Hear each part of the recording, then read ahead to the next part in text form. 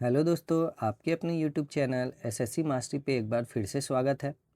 हम लोग पढ़ चुके थे अपने करंट अफेयर्स की धप्पा सीरीज की एपिसोड नंबर 2 और अब हम लोग स्टार्ट करने वाले हैं एपिसोड नंबर 3। इस धप्पा सीरीज में हम लोग केवल the most important current affairs के क्वेश्चंस ही कर रहे हैं। अभी हम लोग नवंबर मंथ के 2025 की करंट अफेयर्स कर रहे हैं। इसके बाद हम लोग दिसंबर 2025 की करंट अफेयर करेंगे और ऐसे ही धीरे धीरे आगे बढ़ते हुए हम लोग नए साल को भी कवर कर लेंगे, यानी कि जनवरी 2026, फिर फरवरी 2026 और ऐसे ही आगे बढ़ेंगे। अच्छा, ये करंट अफेयर की जो सीरीज चलाई जा रही है ये कब तक चलेगी सर? तो ये करंट अफेयर की सीरीज चलेगी जब तक कि हमारा अपकमिंग रेलवे ग्रुप डी का एग्ज़ाम ख़त्म नहीं हो जाता। अपकमिंग मेरे भाई, यानी कि 2026 में जो रेलवे ग्रुप डी की वैकेंसी आ रही है उसका एग्ज़ाम जब तक ख़त्म नहीं हो जाता, और इसका एग्ज़ाम सितंबर या अगस्त सितंबर या सितंबर अक्टूबर तक करवा लिया जाएगा, ऐसा उम्मीद है। ठीक है।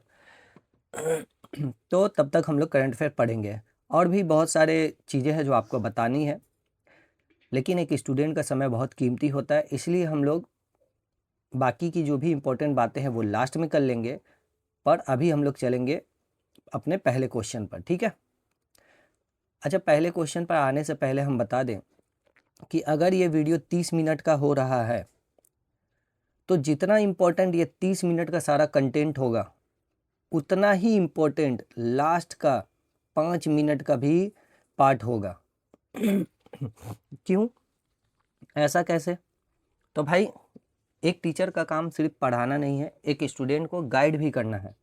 तो लास्ट के 5 मिनट में हम कुछ बहुत ही इम्पोर्टेंट बातें आपको बताने वाले हैं कि रेलवे ग्रुप डी 2026 की एग्ज़ाम आप बाकी यूट्यूब चैनल्स या फिर बाकी पेड कोर्स से अच्छे तरीके से कैसे कर सकते हैं, वो भी फ्री ऑफ कॉस्ट। ठीक है।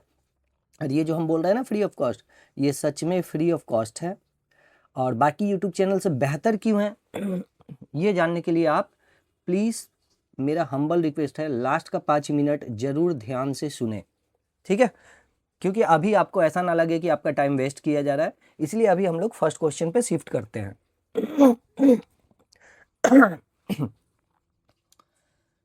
तो चलो, याद रखना भाई, लास्ट के 5 मिनट आपको बहुत ध्यान से देखने हैं। चलो चलते हैं हम अपने पहले क्वेश्चन पर। भारत का वह एकमात्र प्राकृतिक विश्व धरोहर स्थल कौन सा है जिसे IUCN द्वारा गुड रेटिंग दी गई है? अब देखना, IUCN क्या होता है। IUCN एक संस्था है जो वर्ल्ड में जितने भी नेचुरल वर्ल्ड हेरिटेज साइट्स हैं उनके रखरखाव या फिर उनके देखभाल की स्थिति के आधार पर उन नेचुरल वर्ल्ड हेरिटेज साइट्स को ये रेटिंग प्रदान करते हैं। ठीक है। और ये रेटिंग जो है ना, कितनी कैटेगरी में दिया जाता है ये भी इम्पॉर्टेंट है।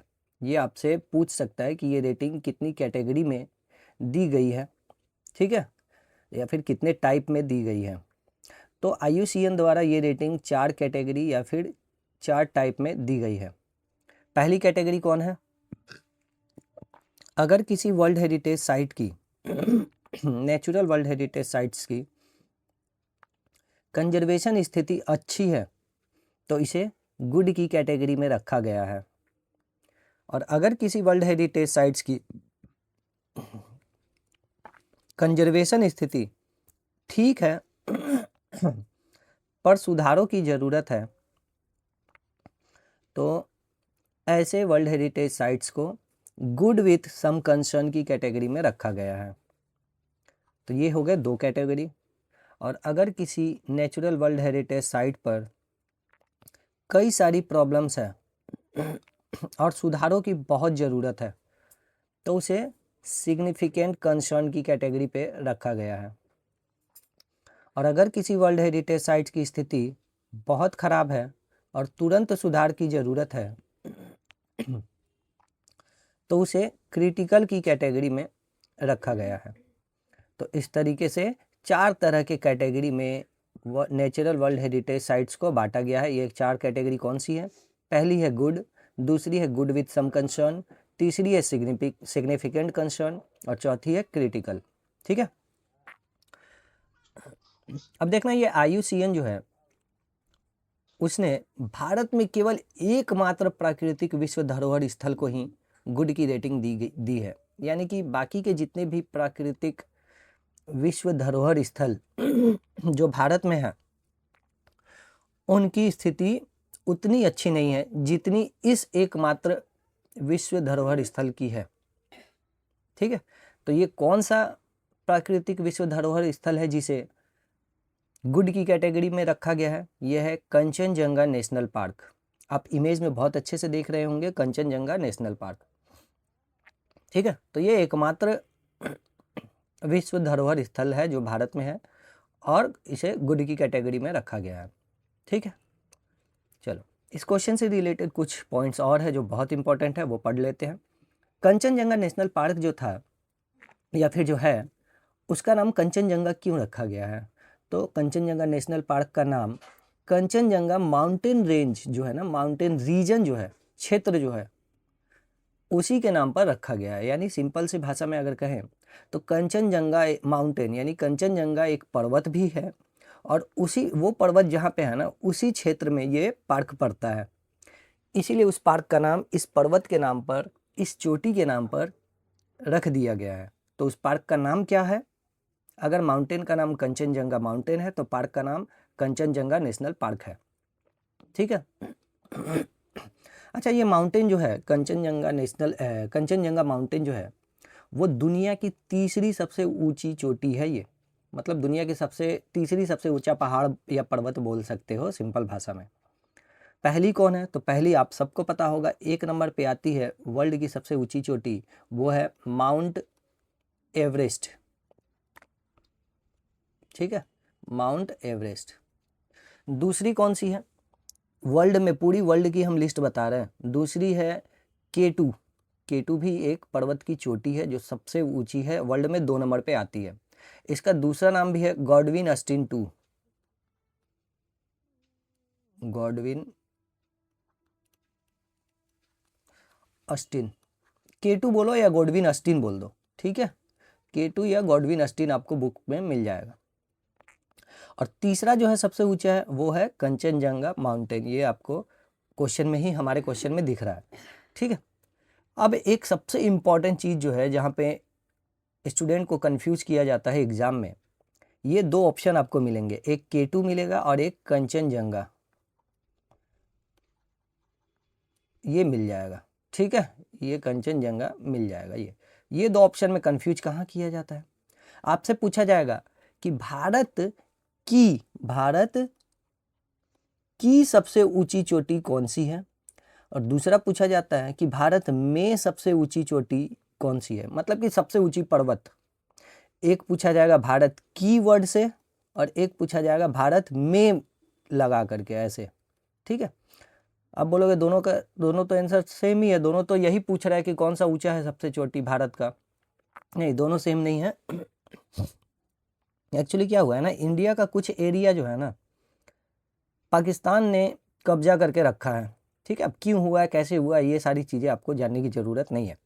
ठीक है, पास्ट की पॉलिटिक्स कुछ गलती, पास्ट में पॉलिटिशियंस ने कुछ गलतियां की हुई हैं, उसके वजह से ही हमारे कुछ रीजन्स जो है दूसरे देशों के कब्जे में आ गए हैं।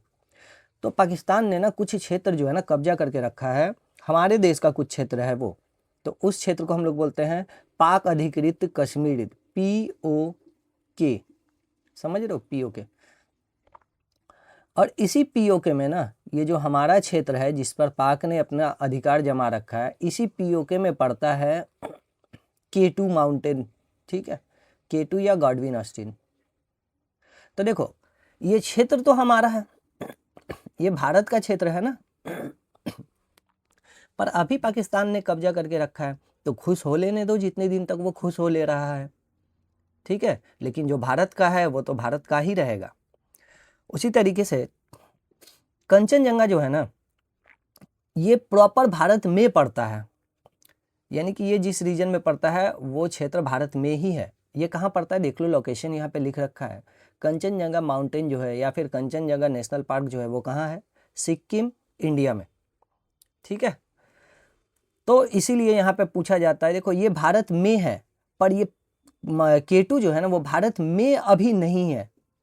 K2 जो है वो भारत में नहीं है, वो तो पाक अधिकृत कश्मीर में है, लेकिन ये है तो भारत का ही। इसीलिए अगर कभी पूछे कि भारत का सबसे ऊंचा चोटी कौन है, तो आपको का पूछा है, का पूछे तो ये वाला, ठीक है, सबसे ऊंचा।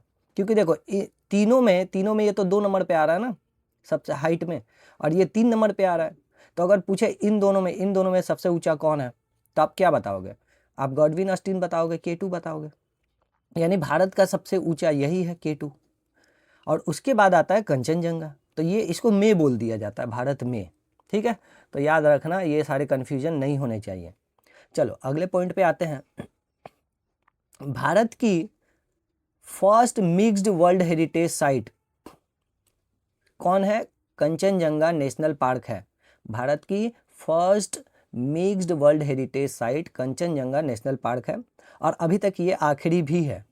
ठीक है, अच्छा 2016 में mixed UNESCO world heritage site इसको घोषित किया गया है। किसको, कंचनजंगा नेशनल पार्क को। अच्छा मिक्स्ड वर्ल्ड हेरिटेज साइट क्या होता है, देखो वर्ल्ड हेरिटेज साइट्स को ना 2 कैटेगरी में बांट के रखा जाता है। एक होता है सांस्कृतिक कैटेगरी जिसको कल्चरल कैटेगरी बोलते हैं, और एक होता है नेचुरल कैटेगरी यानी प्राकृतिक। ठीक है, तो सांस्कृतिक और प्राकृतिक 2 कैटेगरी में बांट कर रखा जाता है। लेकिन कंचनजंगा जो है ना ये दोनों का मिक्स रूप है, इसीलिए इसे मिक्स्ड कैटेगरी में रखा गया है। ठीक है, अगला पॉइंट देखते हैं। IUCN जो है, जिस संस्था का नाम आप बार बार सुन रहे हैं, जिसने ये रिपोर्ट पब्लिश की है, तो ये IUCN का फुल फॉर्म क्या है, तो इसका फुल फॉर्म है international union for conservation of nature. तो इस क्वेश्चन में इतने सारे पॉइंट्स थे और कुछ भी कचरा नहीं था। बाकी कुछ क्वेश्चन में आपको एक भी पॉइंट्स नहीं देखने को मिलेगा, क्योंकि वो उनके सारे पॉइंट्स जो है ना रेलेवेंट नहीं है उतने। डायरेक्ट क्वेश्चन आंसर ही उन क्वेश्चंस को करना है, उन क्वेश्चंस का डायरेक्ट आंसर ही आपको याद करना है। तो जो इंपॉर्टेंट है सिर्फ वही करवाया जाएगा, और आपको बगल में प्यारी प्यारी सी तस्वीरें भी दिखाई जाएंगी, जिससे आपको चीज़ें और ज़्यादा अच्छे से क्लियर हो। ठीक है, बोलोगे इस तस्वीर से क्या क्लियर हो रहा है भाई, समझ में आ रहा है ना ये एक पार्क टाइप का है वगैरह वगैरह, ये एंट्री है, ये नाम ऊपर लिखा है कंचनजंगा नेशनल। ठीक है, तो इस तरीके से चीज़ें आपको समझ में आएंगी। जैसे ये इमेज देखोगे तो ये और अच्छा लगेगा आपको। इसमें आपको इन व्यक्ति साहब की जो है ना, इन भाई साहब की या दादा साहब की आपको तस्वीर दिखाई जा रही है, तो इनको आप पहचान लोगे कभी भी और दिखाई जाएगी तो। ठीक है, तस्वीर रहने से ना चीज़ें अच्छे से याद हो जाती है। चलो देखते हैं इस क्वेश्चन को। दूसरा क्वेश्चन है, रामदरस मिश्र जो कौन है, ये अपने साइड में इमेज में जो दिखलाए जा रहे हैं यही है रामदरस मिश्र जी। इनका हाल ही में निधन हुआ है। ये किस फील्ड से संबंधित थे, तो देखो रामदरस मिश्र जी जो हैं वो उत्तर प्रदेश राज्य से संबंधित है। यहाँ मैं राज्य नहीं पूछ रहा हूँ, किस फील्ड से, यानी बाई ऑक्यूपेशन पूछा जा रहा है। क्वेश्चन में बाई ऑक्यूपेशन पूछा जा रहा है, फिर भी ये पूछ सकता है कि किस राज्य से संबंधित है, तो बता देना है उत्तर प्रदेश। अच्छा इनका ऑक्यूपेशन क्या था, पेशा क्या है इनका, तो ये पेशे से एक कवि और एक लेखक थे। ठीक है, इस हिसाब से देखा जाए तो ये साहित्य के फील्ड से संबंधित है, लिटरेचर के फील्ड से संबंधित है। ठीक है, तो आपके क्वेश्चन का आंसर मिल चुका है। अच्छा ये क्वेश्चन इंपॉर्टेंट क्यों है, क्योंकि ना इन्हें 2025 में ना पद्मश्री अवार्ड से सम्मानित किया गया है। ठीक है, और इनकी निधन भी हो चुके हैं, तो इसलिए ये क्वेश्चन बहुत इंपॉर्टेंट बन जाता है, और इससे रिलेटेड बाकी पॉइंट्स भी बहुत इंपॉर्टेंट बन जाती है। ये कवि जो हैं रामदरस मिश्र जी, इनके द्वारा फेमस कविताएं हैं कुछ, वो आपको याद रखनी होंगी। कौन सी है, पहली है बनाया है मैंने ये घर धीरे धीरे। दूसरा है मैं तो यहाँ हूँ, मैं तो यहाँ हूँ। तीसरा है अग्नि की हंसी। ठीक है, चलो अब देख लेते हैं इनको क्या क्या अवार्ड्स मिल चुके हैं। तो इन्हें मिला है, रामदरस मिश्र जी को मिला है व्यास सम्मान 2011 में। इन्हें मिला है साहित्य अकेडमी अवार्ड 2015 में। देखना यहाँ से 4 साल बाद, यानी कि 2015 में। कौन सा अवार्ड, साहित्य अकेडमी अवार्ड। किस चीज़ के लिए मिला इनको, तो इनकी कविताओं का एक संग्रह है उस संग्रह का नाम है अग्नि की हंसी। अब संग्रह मतलब क्या होता है भाई? अरे बहुत सारे कविता मिला दोगे ना और उनको एक बुक में इकट्ठा कर दोगे यानी संग्रहित कर दोगे तो वो बहुत सारी कविताओं का संग्रह बन जाता है, ठीक है। और फिर जिस बुक में आप उनको रखोगे उस बुक का टाइटल भी तो देना होगा, तो अग्नि की हंसी है उसकी टाइटल।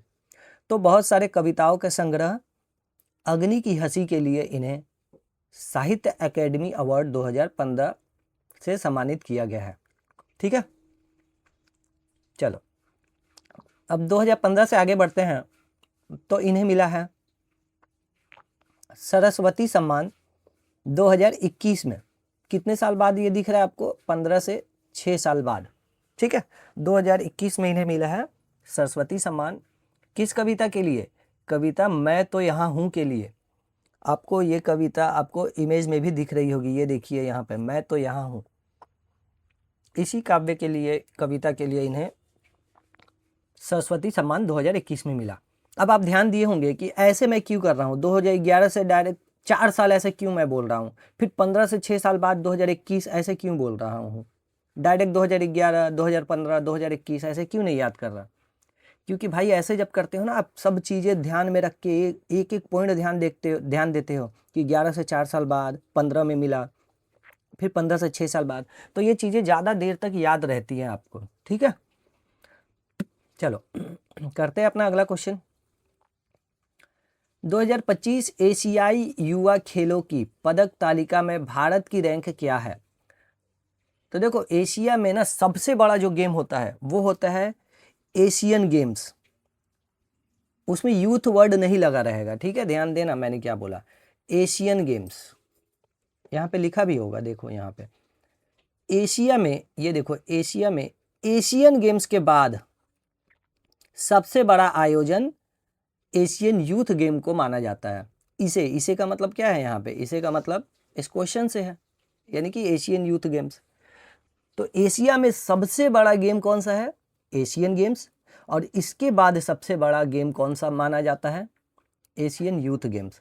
अच्छा, एशियन यूथ गेम्स में ना जो एज लिमिट है वो कितनी है? मतलब एशियन यूथ गेम्स में कितने साल के, कितने वर्ष के प्लेयर्स भाग ले सकते हैं? तो ये जो एशियन यूथ गेम्स है उनकी एज लिमिट 14 साल से 17 साल की होती है, लेकिन कुछ कुछ गेम्स में एज लिमिट 18 भी दी गई है, ठीक है भाई। ये Asian games, Asian youth games, Asian games, इन सभी गेम्स में ना केवल एक ही गेम नहीं होता है कि क्रिकेट खेल लिया या कैरम खेल लिया, ठीक है, कैरम वगैरह तो इसमें होता नहीं है, ठीक है। रनिंग हो गया आपका, 100 मीटर हो गया, या फिर लॉन्ग जंप हो गया, हाई जंप हो गया, तो इसमें बहुत सारे गेम्स होते हैं।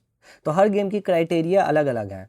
कुछ गेम्स में, मैक्सिमम गेम्स में 14 से 17 की क्राइटेरिया रखी गई है एज लिमिट, और कुछ गेम्स में 18 साल की क्राइटेरिया रखी गई है। तो इसीलिए इसको अंडर 19 एशियन गेम्स भी बोला जाता है, क्योंकि 19 साल से कम की एज के प्लेयर इसमें भाग लेते हैं।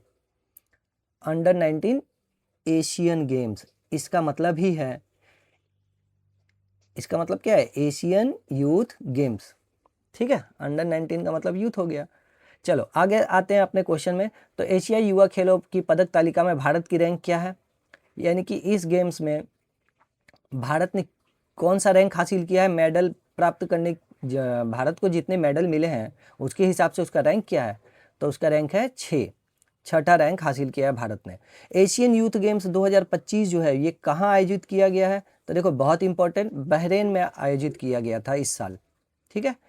और ये जो कंपटीशन हुआ 2025 का, ये कौन सा एडिशन था? तो ये है तीसरा एडिशन 2025 का, जिसे 2013 के बाद आयोजित किया गया। देखो 2013 के बाद टोटल 12 साल हो गए हैं, 12 साल बाद फिर से आयोजित किया गया। यानी कि 2013 में एक बार एशियन यूथ गेम्स हुआ था, और उसके बाद हुआ है ये डायरेक्ट 2025 में। कहाँ पे? बहरीन में। तो 2013 के बाद आयोजित किया गया, ये तीसरा एडिशन है 2013 के बाद। यानी 2013 वाला कौन सा एडिशन था? 2013 वाला था दूसरा एडिशन, ठीक है। अच्छा एक चीज़ और याद रखना, इन गेम्स को ना, एशियन गेम्स जो है, ये एशियन यूथ गेम्स जो है ना, इनको हर 4 साल में आयोजित किया जाता है। अब आप बोलोगे 13 में दूसरा एडिशन था तो इसके बाद 4 साल बाद 17 में होना चाहिए, लेकिन भाई कभी कुछ कारणों के वजह से गेम्स डिले भी तो होते हैं, पोस्टपोन भी तो किए जाते हैं। ठीक है, तो 17 में पोस्टपोन हुआ, उसके बाद कोविड आ गया, तो इसलिए अब डायरेक्ट 2025 में हुआ है। ठीक है, अच्छा 13 दूसरा था तो पहला कब हुआ होगा? इससे 4 साल पहले कब होता है? 2009। तो एशियन यूथ गेम्स का फर्स्ट इवेंट जो हुआ है वो 2009 में हुआ है। कहाँ पे हुआ था? सिंगापुर में। ठीक है, एशियन यूथ गेम सिंगापुर में 2009 में पहली बार हुआ था। उसके बाद 2013 में और फिर 2025 में। 2025 अभी करेंट वाला है जो बहरीन में हुआ है। अच्छा, इस गेम्स में भारत ने टोटल कितने मेडल जीते हैं? बहुत इंपॉर्टेंट क्वेश्चन है। भारत ने टोटल 48 मेडल्स जीते हैं और इतने मेडल जीत के पदक तालिका में वो 6ठे पोजीशन पर अपनी स्थिति बनाया है। अच्छा, भारत ने 48 मेडल में से कौन से मेडल और कितने कितने जीते? तो गोल्ड मेडल उसने 13 जीते हैं और 18 सिल्वर जीते हैं और 17 ब्रॉन्ज जीते हैं। सिर्फ गोल्ड वाला याद करो 13 और उसके बाद 18 और एक घटा के 17 कर दो। ठीक है, कितना आसान है। गोल्ड मेडल 13 और फिर सिल्वर 18 और ब्रॉन्ज 17। चलो, अच्छा जो ये एशियन यूथ गेम्स होता है इसको कौन ऑर्गेनाइज करवाता है? भाई ऑर्गेनाइजर भी तो होना चाहिए। तो इस गेम्स का ऑर्गेनाइजर है जो वो है Olympic council of Asia, Olympic council of Asia. ठीक है, अच्छा ओलंपिक काउंसिल ऑफ एशिया का हेडक्वार्टर कौन सा है भाई? मतलब कहाँ पे है? तो इसका हेडक्वार्टर है कुवैत सिटी, जो कि पड़ता है कहाँ पर? कुवैत में। तो इतने सारे इंपॉर्टेंट क्वेश्चंस थे और चलते हैं अब हम लोग अपने अगले क्वेश्चन की तरफ। भारत मानक ब्यूरो यानी कि bureau of Indian standard, Bharat मानक ब्यूरो, इसके महानिदेशक कौन नियुक्त किए गए हैं? महानिदेशक मतलब क्या होता है? Director general. ठीक है, तो bureau of Indian standard BIS के डीजी कौन नियुक्त किए गए हैं? तो आपको इमेज में बहुत अच्छे से दिख रहा होगा, ये महाअनुभव हैं श्री संजय गर्ग जी। ठीक है, तो श्री संजय गर्ग जी को BIS का डायरेक्टर जनरल नियुक्त किया गया है। इन्होंने किनकी जगह ली है? तो इन्होंने रिप्लेस किया है प्रमोद कुमार तिवारी, जो कि यहाँ ऑप्शन में दिख रहा है, बट इसको टिक नहीं लगा देना भाई। ये रिप्लेस हो चुके हैं, यानी प्रमोद कुमार तिवारी के जगह पे आ चुके हैं कौन? आ चुके हैं संजय गर्ग जी। ठीक है, अच्छा ये जो है BIS जो है ब्यूरो ऑफ इंडियन स्टैंडर्ड्स, ये किस मंत्रालय के अंतर्गत आता है? तो ये आप देख सकते हैं यहाँ पे। ठीक है, ये इतना इंपॉर्टेंट नहीं है। चलो, लिखा क्यों गया है? कुछ चीज़ें हैं जो इंपॉर्टेंट नहीं है फिर भी लिख देनी चाहिए, आपका एक्स्ट्रा नॉलेज बढ़ जाएगा ना भाई। अच्छा, याद कैसे करेंगे? चलो एक चीज़ बता ही देते हैं, अब जब आए हैं तो बता देते हैं। अरे कहाँ गया? हाँ देखो, bureau of Indian standard, S से स्टैंडर्ड, ये स्टैंडर्ड से समझ में आ रहा है कि इसका काम क्या हो सकता है? एक ट्रिक से समझ लो। तो ब्यूरो ऑफ इंडियन स्टैंडर्ड का काम ये हो सकता है कि भाई बहुत सारी चीज़ों का ना वो स्टैंडर्ड सेट करे कि भाई ये चीज़ ऐसी होनी चाहिए, वो चीज़ वैसी होनी चाहिए, समझ रहे हो? तो इसीलिए देखो ये जो मिनिस्ट्री है किससे संबंधित है? Food and public distribution. भाई खाना ऐसा होना चाहिए, वैसा होना चाहिए, आपका खाने की क्वालिटी ऐसी होनी चाहिए, अनाज की क्वालिटी ऐसी होनी चाहिए, समझ रहे हो? तो इस तरीके से फूड एंड पब्लिक डिस्ट्रीब्यूशन, ठीक है, डिपार्टमेंट ऑफ कंज्यूमर अफेयर्स, उपभोक्ता विभाग जो है ना उससे संबंधित है। तो इस तरीके से आप याद रख सकते हो। चलो अगले क्वेश्चन पे आते हैं, बहुत इंपॉर्टेंट क्वेश्चन है अपना। बोईता बंदना उत्सव, बोईता बंदना उत्सव किस राज्य में मनाया जाता है? इस क्वेश्चन का आंसर देने से पहले आप ये सोचिए वंदना मतलब क्या होता है। आप अपने लैंग्वेज में सोचिए, वंदना करना, पूजा, वंदना, ये सब होता है ना, तो वंदना मतलब पूजा करना होता है। ठीक है, और बोईता मतलब, तो ओडिया भाषा में बोईता बोलते हैं हम लोग, ओडिया भाषा में बोईता बोलते हैं हम लोग नाव को। यहाँ इमेज में आपको नाव दिख रहा होगा, यहाँ साइड में बहुत सारे नाव, यानी कि बोईता वंदना एक ऐसा उत्सव है जिसमें ओडिशा के लोग जो हैं वो क्या करते हैं, वो नाव में दीपक जलाते हैं, बहुत सारे अच्छे नाव सजा के लेकर के आते हैं, अलग अलग किस्म के बहुत सुंदर सुंदर नाव बनाए जाते हैं, फिर उन्हीं नाव में पूजा की जाती है उसके अंदर, और उसको नदी में या तालाब में प्रवाहित किया जाता है। ठीक है, तो ये बोईता बंदना उत्सव जो है किस राज्य में मनाया जाता है, तो ये ओडिशा राज्य में मनाया जाता है। अच्छा, कौन से महीने में मनाया जाता है, तो ओडिया कैलेंडर जो है उस कैलेंडर के कार्तिक महीने के कार्तिक पूर्णिमा को ये मनाया जाता है। याद रखना, कार्तिक पूर्णिमा को मनाया जाता है, इंपॉर्टेंट है, बहुत इंपॉर्टेंट है ये वाला भी लाइन।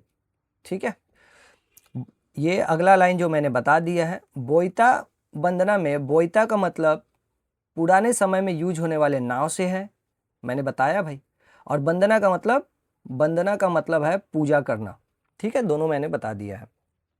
और ये भी एक बहुत इंपॉर्टेंट पॉइंट है कि बोईता बंदना जो उत्सव है इसको और भी किसी नाम से जाना जाता है क्या, तो हाँ, इसका दूसरा नाम दंगा भाषा या डोंगा भाषा के नाम से भी जाना जाता है।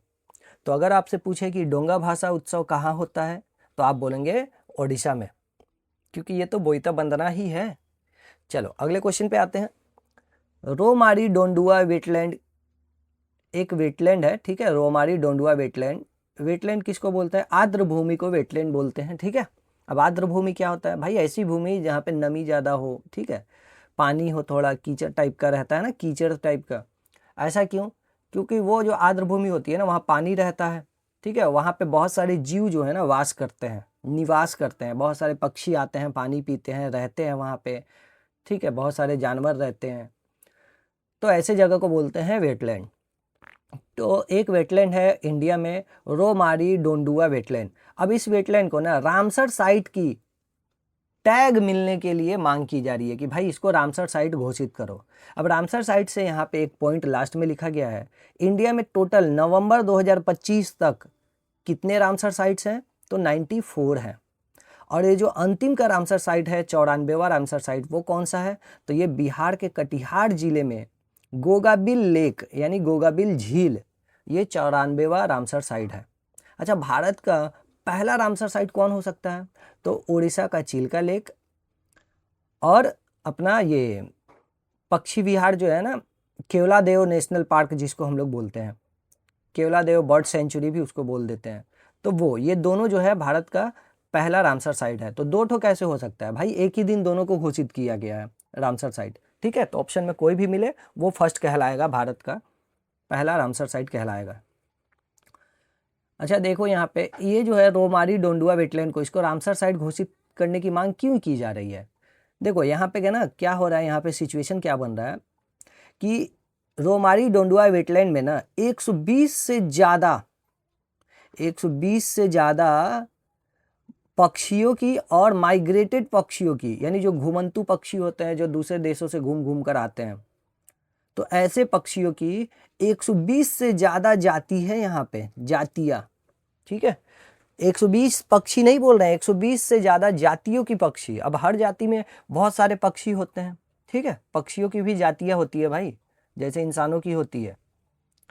ठीक है, और देखो ये जो 120 से भी ज़्यादा जातियों की पक्षियाँ हैं यहाँ पाई जा रही हैं, उन 120 से ज़्यादा जातियों में टोटल 47,000 से भी अधिक पक्षियाँ केवल रोमारी डोंडुआ वेटलैंड में है।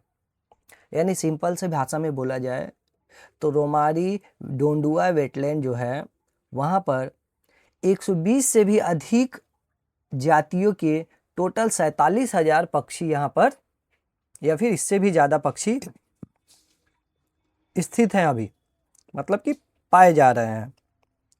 ठीक है, और इसके साथ ही यहाँ पर कई सारी थ्रेटेंड स्पेसीज भी रहती हैं, मतलब कि लुप्त प्राय या फिर जिनके ऊपर खतरा है वो लुप्त हो रही हैं, तो वैसी जातियों के पशु या पक्षी भी यहाँ पाए जाते हैं।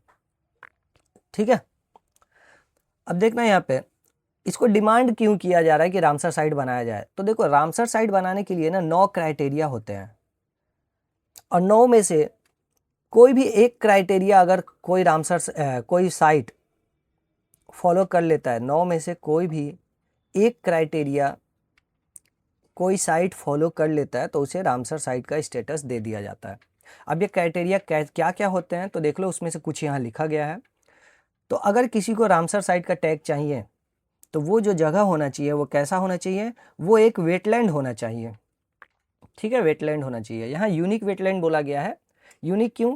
क्योंकि ऐसा वेटलैंड होना चाहिए जहाँ पे कुछ वल्नरेबल या फिर इनडेंजर्ड स्पेसीज पाए जाते हो, जो कि यहाँ ऊपर मैंने बताया है। देखो, थ्रेटेंड स्पेसीज जो है ना, लुप्त प्राय या फिर खतरे में महसूस कर रहे हैं खुद को, वैसी जातियाँ यहाँ पाई जानी चाहिए। और 20,000 से अधिक बर्ड्स होना चाहिए। ठीक है, तो देखो 9 क्राइटेरिया में से मैंने क्या बताया, एक बताया यूनिक वेटलैंड, यानी कि ऐसा वेटलैंड जहाँ लुप्त प्राय पक्षियाँ या लुप्त प्राय जातियों के पक्षियाँ भी हो। तो ये तो रोमारी वेटलैंड है भाई, यहाँ लुप्त प्राय पक्षियाँ भी रहती हैं। ठीक है, तो ये एक यूनिक वेटलैंड हो गया। अच्छा, फिर क्या बताया मैंने कि 20,000 से अधिक पक्षी होने चाहिए। यहाँ तो 47,000 बर्ड्स हैं। तो इसीलिए ये जो है ना रोमारी डोंडुआ वेटलैंड, वो क्या कर रहा है, इन 9 में से 8 क्राइटेरिया को पूरा कर रहा है। अब हमने 8 नहीं लिखा है, हमने 2 में आपको एग्जाम्पल देके समझा दिया। एक क्राइटेरिया ही फुलफिल हो जाए वही बहुत है, लेकिन रोमारी डोंडुआ वेटलैंड 8 क्राइटेरिया को फुलफिल कर रहा है। इसीलिए इसे रामसर साइट के स्टेटस के लिए पूरी तरह एलिजिबल माना गया है। ठीक है, तो यानी भविष्य में आपको 95वां रामसर साइट रोमारी डोंडुआ वेटलैंड देखने को मिल सकता है। ये कहाँ पे है? तो ये है असम में। ये है असम में। असम में कहाँ पे? असम की लोआ खोआ वाइल्ड लाइफ सेंचुरी में। असम की लोआ खोआ वन्य जीव अभ्यारण्य में ये वाइल्ड लाइफ सेंचुरी में रोमारी डोंडुआ वेटलैंड है। ठीक है, उम्मीद है आपको समझ में आ गया होगा। अच्छा, एक एक क्वेश्चन में इतना टाइम क्यों ले रहा है कि भाई अगर आप लोग एक क्वेश्चन में 3 मिनट या 4 मिनट नहीं दे सकते हो तो कैसे चीज़ें आपको याद रहेंगी। एक बार वीडियो देखो, ध्यान से सुनो, और उसके बाद जा कर के इस PDF को 2 बार पढ़ लो, बस चीज़ें याद हो जाएंगी। पढ़ लो, सिर्फ याद करने की ज़रूरत नहीं है। वीडियो देखा आपने, याद हो गया, बस उसके बाद 2 बार पढ़ लो। ठीक है, ऐसे ही याद किया जाता है। चलो देखो, QS Asia university ranking, QS Asia university ranking में भारत की किस संस्था की सबसे ऊंची रैंक आई है? ठीक है, तो QS इंडिया यूनिवर्सिटी रैंकिंग में क्या होता है कि वर्ल्ड के जितने भी यूनिवर्सिटीज़ हैं जो अच्छे हैं उनको रैंक किया जाता है। मतलब कि कौन सा किस पोजीशन पे आ रहा है, जो सबसे अच्छा होगा उसको फर्स्ट रैंक मिलेगा, जो उससे थोड़ा सा कम अच्छा होगा उसको सेकंड पोजीशन मिलेगा, रैंक 2 मिलेगा। उसी तरीके से भारत में एक्चुअली एशिया में जब रैंकिंग की गई ना पूरे एशिया में, तो भारत का पहला जो संस्था है वो कौन सा था जो इस लिस्ट में शामिल हुआ? वो था IIT दिल्ली। वो भारत से पहला है, लेकिन इस लिस्ट में 59th पोजीशन पे है, 59वें पोजीशन पे है। यानी कि इस लिस्ट में इस संस्था से भी अच्छे टोटल 58 संस्था पहले से है इस लिस्ट में। ठीक है, तो भारत की सबसे ऊंची रैंक कौन सी है? IIT दिल्ली की। और वो रैंक कौन है? रैंक है 59th।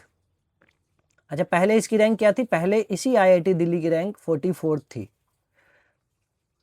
ठीक है, अच्छा, IIT दिल्ली को छोड़कर और भी संस्थान है क्या जो इस लिस्ट में शामिल है भारत की तरफ से? तो हाँ, और भी बहुत से संस्थान हैं, जिसमें से एक आप देख सकते हो, Indian institute of science, IIS Bangalore, जो आपको ऑप्शन में भी दिख रहा होगा यहाँ पे, IIS Bangalore, Indian institute of SC से हो गया साइंस। ठीक है, तो ये इसको टिक मत कर देना, ये तो 64th पोजीशन पे है। IIT दिल्ली जो है ये इंडिया की तरफ से फर्स्ट, लेकिन लिस्ट में 59th है। तो भारत की तरफ से सबसे ऊंची रैंकिंग 59th वाली है, जो कि IIT दिल्ली की है। अच्छा, इस QS एशिया यूनिवर्सिटी रैंकिंग 2026 में नंबर 1 पे कौन है? नंबर 1 पे है द यूनिवर्सिटी ऑफ हांगकांग। ठीक है, नंबर 2 पे पीकिंग यूनिवर्सिटी। ये पीकिंग यूनिवर्सिटी कहाँ है? बीजिंग, चाइना में है। और यूनिवर्सिटी ऑफ हांगकांग जो है वो हांगकांग में है। ठीक है, अच्छा, यहाँ आप देख रहे होंगे बीजिंग चाइना मेनलैंड लिखा हुआ है। मेनलैंड मतलब क्या हो गया? देखो भाई, चाइना ने ना बहुत सारे देशों की भूमि कब्जा करके रखी हुई है। तो जो दूसरे देश की भूमि है ना, उसको छोड़ करके जो भूमि बची वो चाइना की अपनी भूमि है। तो चाइना की अपनी भूमि को बोला जा रहा है मेनलैंड। ठीक है, तो पीकिंग यूनिवर्सिटी जो है वो चाइना के अपने भूमि पर है, दूसरे देशों का जो कब्जा वाला भूमि है वहाँ पर नहीं है, इसीलिए यहाँ मेनलैंड लिखा गया है। चलो अगले क्वेश्चन पे आते हैं। दुनिया का पहला कैशलेस देश कौन बना है? तो दुनिया का पहला कैशलेस देश जहाँ पे कागज के नोटों की नाम मात्र का उपयोग ही किया जा रहा है वो है स्वीडन। अच्छा, स्वीडन की राजधानी क्या है? स्टॉकहोम। बहुत इंपॉर्टेंट है, याद करके रखना है। तो ये क्वेश्चन में बस इतना ही था। चलो अगले क्वेश्चन पे बढ़ते हैं। एक्सरसाइज जो है पूर्वी प्रचंड प्रहार, याद रखना प्रचंड प्रहार की बात नहीं हो रही है, पूर्वी प्रचंड प्रहार, ये कहाँ आयोजित की गई है? तो ये आयोजित की गई है भाई, देखो पूर्वी है ना, अच्छा सभी पूर्व ईस्टर्न स्टेट्स ही दे रखे हैं यहाँ पे, कोई नहीं। चलो पूर्वी प्रचंड प्रहार जो है वो अरुणाचल प्रदेश में आयोजित किया गया है, अरुणाचल प्रदेश के मेचुका में, ठीक है, मेचुका, मेचुका। पूर्वी प्रचंड प्रहार कहाँ आयोजित किया गया है? अरुणाचल प्रदेश के मेचुका में। चलो इसकी कुछ पॉइंट्स से याद रख लेंगे। एक्सरसाइज पूर्वी प्रचंड प्रहार का आयोजन 11 से 15 नवंबर तक लाइन ऑफ एक्चुअल कंट्रोल यानी LAC, लाइन, ये ऑफ को ओ मत बोल देना भाई, ये आर्टिकल्स है, आर्टिकल्स को हम लोग फुल फॉर्म में ये नहीं शामिल करते हैं, ठीक है। तो L से लाइन, ऑफ को छोड़ दो, ऑफ सिर्फ बोलना है आपको, फिर A से एक्चुअल और C से कंट्रोल, तो LAC, ठीक है, यहाँ देख लो। तो ये एक्सरसाइज 11 से 15 नवंबर तक LAC के पास अरुणाचल प्रदेश के मेचुका में, देखो मेचुका यहाँ लिखा है, अरुणाचल प्रदेश के मेचुका में ये अभ्यास किया गया। एक्सरसाइज मतलब अभ्यास, ठीक है। यह एक ट्राइलेटरल एक्सरसाइज है, यानी कि इसमें तीनों सेनाओं ने भाग लिया है, हमारी तीनों सेना मिलके ये एक्सरसाइज कर रही हैं। एक्सरसाइज क्यों किए जाते हैं भाई? वार रेडी रहने के लिए हमेशा बीच बीच में ये एक्सरसाइज होती रहती है, ठीक है। वार रेडी मतलब कि सामने कोई युद्ध आया तो हम लोग तैयार रहें पहले से, इसीलिए ये एक्सरसाइज हर साल बहुत सारी एक्सरसाइज होती रहती है हमारे देश की तरफ से। इसमें इंडिया के तीनों फोर्स ने भाग लिया, यानी कि इंडियन नेवी, इंडियन एयरफोर्स और इंडियन आर्मी, तीनों ने। अच्छा, ये तो एक्सरसाइज पूर्वी प्रचंड प्रहार अरुणाचल प्रदेश के मेचुका में किया गया, लेकिन इससे पहले एक और एक्सरसाइज किया गया था। एक्सरसाइज यानी कि युद्ध अभ्यास त्रिशूल नाम से किया गया है। ये कहाँ किया गया है? तो ये इंडिया के पश्चिमी बॉर्डर पर गुजरात और राजस्थान में ये एक्सरसाइज किया गया है। ये भी इम्पोर्टेंट है, याद रखना है, ठीक है। तो ये पूर्वी प्रचंड प्रहार कहाँ हुआ? अरुणाचल प्रदेश के मेचुका में। और त्रिशूल कहाँ हुआ? गुजरात और राजस्थान में, या फिर इंडिया के पश्चिमी बॉर्डर पर। अगले क्वेश्चन पे आते हैं। BIMSTEC India marine research network, ये देखो बी फॉर बिम्स्टेक, आई ये इंडिया और ये M से मरीन, RE से रिसर्च, N से नेटवर्क। तो BIMSTEC India marine research network के पहले द्विवार्षिक सम्मेलन का आयोजन कहाँ पे हुआ है? द्विवार्षिक सम्मेलन का आयोजन, पहले द्विवार्षिक सम्मेलन का आयोजन कहाँ पे हुआ है ये आपको बताना है। तो इससे पहले कुछ, ये आंसर बताने से पहले कुछ इंपॉर्टेंट पॉइंट्स है वो पढ़ लेंगे हम लोग। देखो यहाँ पे बिम्स्टेक का फुल फॉर्म क्या है, पहले ये देखो। बिम्स्टेक, बी फॉर बिम्स्टेक होता है, बी से ये हुआ बी, पहले बी लिखते हैं, तो बी को बोलते हैं हम लोग बे ऑफ बंगाल, ठीक है। फिर आई से होता है इनिशिएटिव, ये तो आर्टिकल है 4, Bay of Bengal initiative 4, I से इनिशिएटिव 4, पूरा इतना दूर तक बोल दो। B for Bay of Bengal, I से इनिशिएटिव 4, M से मल्टी, S से सेक्टरल, T से टेक्निकल और टेक्निकल एंड लिख सकते हो, T for technical and, E से इकोनॉमिक और C से कोऑपरेशन, E से इकोनॉमिक और C से कोऑपरेशन, ठीक है। इस हिसाब से बिम्स्टेक का फुल फॉर्म क्या हो गया देख लो। बिम्स्टेक का फुल फॉर्म हो गया Bay of Bengal initiative for multi sectoral technical and economic cooperation, ठीक है, याद रखेंगे, फुल फॉर्म पूछता है। अच्छा, ये जो बिम्स्टेक है संस्था जो है ये कितने देशों की है? ये 7 देशों की संस्था है। 7 देश कौन से हैं? यहाँ इमेज में आपको दिख रहा है, देखो, ये है बांग्लादेश, ये है भूटान, ये है हमारा प्यारा इंडिया, और उसके बाद जाकर कि ये म्यांमार, और ये जो फ्लैग है ये नेपाल का, ये श्रीलंका का, और ये थाईलैंड का, ठीक है। तो इस तरीके से टोटल बिम्स्टेक के 7 मेंबर हैं। और क्या इस इम्पोर्टेंट इस क्वेश्चन में याद करना होगा आपको, एक तो ये फुल फॉर्म याद करना है, फिर से 7 देशों का सदस्य वो याद करना है, ये मेंबर्स याद करने हैं आपको। बिम्स्टेक की स्थापना कब हुई ये इंपॉर्टेंट है, तो 6 जून 1997 में बिम्स्टेक की स्थापना हुई। 1997 में बिम्स्टेक की स्थापना हुई। इसका पहला सम्मेलन कब हुआ, तो बिम्स्टेक का पहला समिट जो हुआ है वो है 31 जुलाई 2004 को। देखो 97 में स्थापना हुई, लेकिन पहला समिट 2004 को हुआ है। कहाँ हुआ है, बैंकॉक थाईलैंड।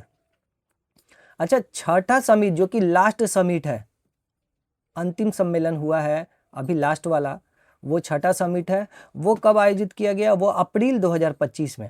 कहाँ पे, बैंकॉक थाईलैंड। अब याद कैसे रखेंगे भाई, पहला भी बैंकॉक थाईलैंड में हुआ और अभी लास्ट वाला जो हो रहा है ना, या फिर ये तो हो चुका है, लास्ट वाला जो हो चुका वो भी बैंकॉक थाईलैंड, दोनों सेम जगह पे हुआ है।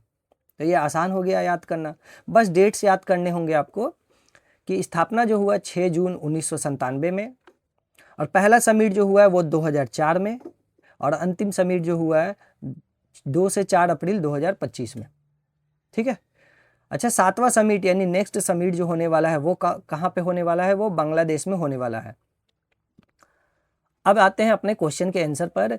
अच्छा, एक चीज़ और याद रखना, यहाँ जो मैंने लिख रखा है ना स्थापना, या पहला समिट फिर छठा समिट, ये बिम्स्टेक के बारे में बताया गया है। लेकिन यहाँ देखो द्विवार्षिक सम्मेलन का पहला आयोजन हो रहा है, यहाँ पहला समिट, यहाँ पे तो पहला समिट बोला जा रहा है। ठीक है, तो पहला समिट बोला जा रहा है, पहला कॉन्फ्रेंस भी बोल सकते हो। तो ये पहला किसका है, ये है बिम्स्टेक का नहीं, BIMSTEC India marine research network, इस वाले बोर्ड का, इसका है पहला समिट। ठीक है, और भी द्विवार्षिक सम्मेलन का मतलब है कि इसका हर साल, हर 2 साल में अब समिट होगा, और अभी ये पहला हुआ है। पहला कब हुआ है भाई, 2025 में। कहाँ पे हुआ है, तो ये हुआ है कोची में, कोच्चि जो जगह है ना अपने इंडिया में, वहाँ पे हुआ है। ठीक है, तो BIMSTEC India marine research network का पहला द्विवार्षिक सम्मेलन कहाँ हुआ, कोची में। अच्छा, बिम्स्टेक का पहला सम्मेलन कहाँ हुआ, तो वो बैंकॉक थाईलैंड में 2004 में। बिम्स्टेक का आखिरी सम्मेलन जो कि छठा सम्मेलन था वो कहाँ हुआ, तो वो 2 से 4 अप्रैल 2025 में बैंकॉक थाईलैंड में ही हुआ। अच्छा, और जो फ्यूचर में समिट होने वाला है 7वां समिट, उसको होस्ट कौन कर रहा है, बांग्लादेश। ठीक है, बिम्स्टेक का हेडक्वार्टर कहाँ पे है, ढाका, बांग्लादेश। ये सब मैंने बिम्स्टेक के बारे में बताया है।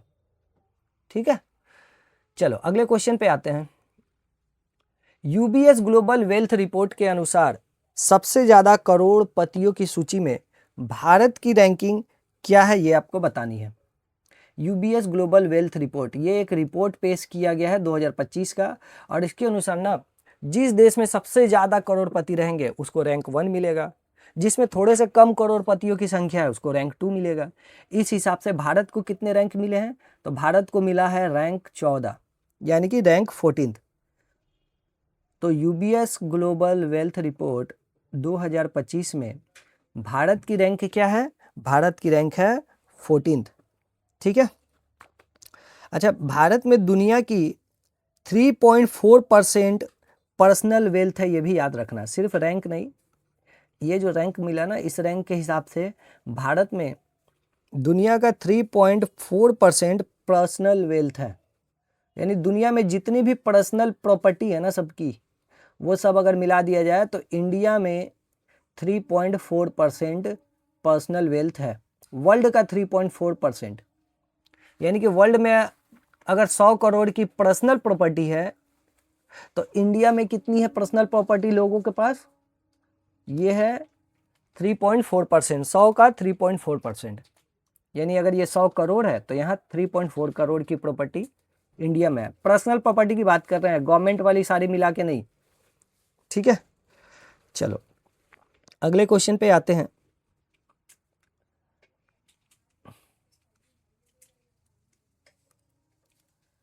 दुनिया का पहला global ethical standards on neuro technology, यानी न्यूरो टेक्नोलॉजी के ऊपर, ऑन मतलब पर होता है ना, तो न्यूरो टेक्नोलॉजी के ऊपर ग्लोबल इथिकल स्टैंडर्ड किसने सेट किया है? पहला, दुनिया का पहला ग्लोबल इथिकल स्टैंडर्ड, स्टैंडर्ड्स मतलब मापदंड होता है ना, तो ग्लोबल इथिकल मापदंड जो है ना, वैश्विक इथिकल मापदंड, दुनिया के कौन से पहले देश या संस्था ने ग्लोबल यानी वैश्विक एथिकल मापदंड न्यूरो टेक्नोलॉजी पर अपनाया है? फिर से सुनना, न्यूरो टेक्नोलॉजी पर ग्लोबल एथिकल मापदंड अपनाने वाला पहला संस्था या देश कौन सा है?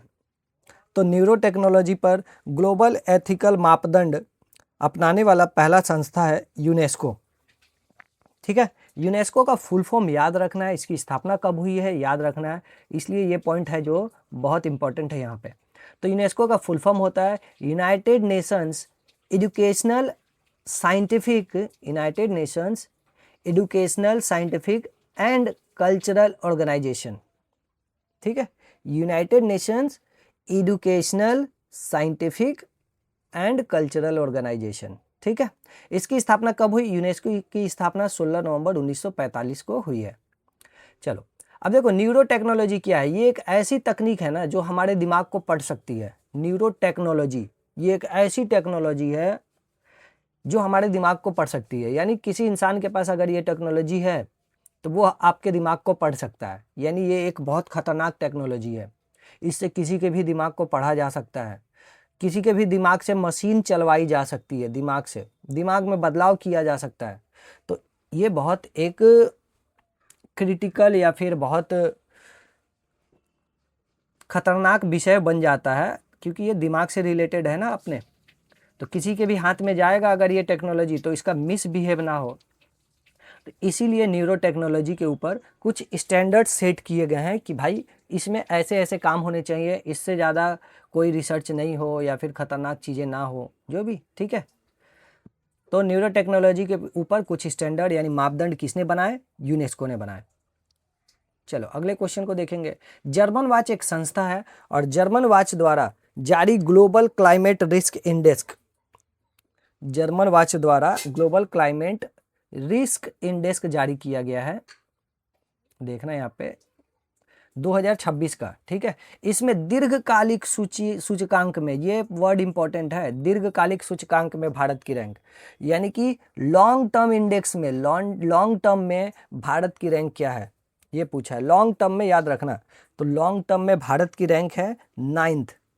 ठीक है, जर्मन वॉच संस्था द्वारा ग्लोबल क्लाइमेट रिस्क इंडेक्स 2026 में दीर्घकालिक सूचकांक में भारत की रैंक 9th है। ठीक है, अच्छा ये जो जर्मन वॉच ने अपनी रिपोर्ट बनाई है ग्लोबल क्लाइमेट रिस्क इंडेक्स, ये जो इंडेक्स इन्होंने बनाया है इसको इन्होंने कहाँ पे पब्लिश किया है?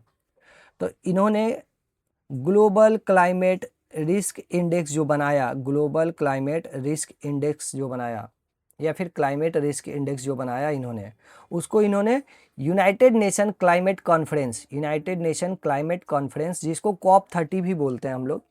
ठीक है, तो इसी मीटिंग में यूनाइटेड नेशंस क्लाइमेट कॉन्फ्रेंस यानी इस सम्मेलन में इन्होंने पेश किया है इस इंडेक्स को। ये सम्मेलन कहाँ हुआ? यूनाइटेड नेशन क्लाइमेट कॉन्फ्रेंस या फिर COP30 सम्मेलन कहाँ हुआ है? तो पिछले वीडियो में हम लोग देख चुके हैं, ये सम्मेलन ब्राज़ील के बेलेम शहर में हुआ है। ठीक है, चलो अगले क्वेश्चन पे आते हैं। आयरलैंड की 10वीं राष्ट्रपति के रूप में किसने शपथ ली? आयरलैंड की 10वीं राष्ट्रपति के रूप में किसने शपथ ली?